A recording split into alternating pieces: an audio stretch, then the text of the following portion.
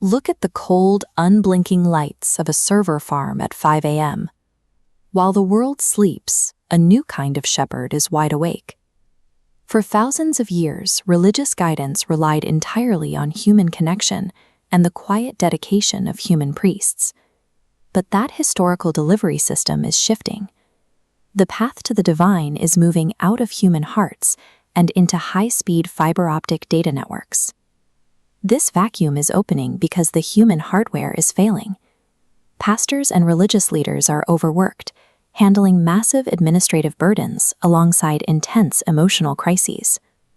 Human memory drops lines of ancient scripture, while modern congregations increasingly demand spiritual guidance on demand at any hour of the day. To fill that void, we are watching algorithms step up to the pulpit, taking over roles that require deep empathy. In June of 2023, hundreds of people gathered in a church in Fürth, Germany, for a Sunday service. When they looked up at the altar, they saw an avatar on a screen. 98% of the sermon, the prayers, and the music they experienced that day was generated by ChatGPT. This automation crosses all denominational lines.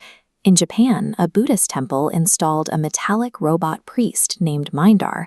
It recites the Heart Sutra flawlessly, repeating centuries-old teachings without the risk of human fatigue or memory failure. For religious leaders facing burnout, the immediate appeal is obvious. Software can compile research, cross-reference ancient texts, and generate a perfectly structured sermon on love and sacrifice in under 3 seconds. The machine flawlessly replicates the exact vocabulary of a spiritual leader. But if the words are assembled by predictive text algorithms, we have to ask if that code contains any actual divine inspiration.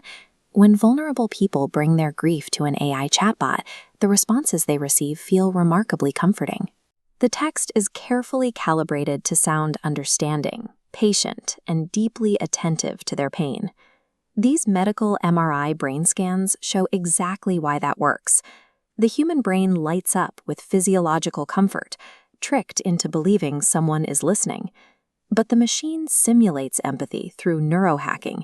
It processes your tragedy merely as data, without feeling actual pain. And there is a hidden cost to this simulation.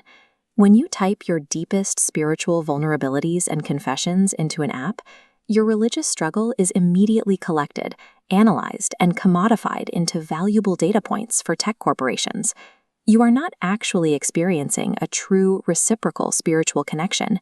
You are merely participating in a one-sided corporate data extraction. The ultimate stress test for this technology happened in April 2024, when an American Catholic group launched an AI priest named Father Justin. Father Justin was designed simply to answer theological questions, but the system hallucinated and crossed a strict theological red line. It began taking actual confessions from users and attempting to perform Catholic sacraments, actions strictly reserved for ordained human beings. The backlash was massive.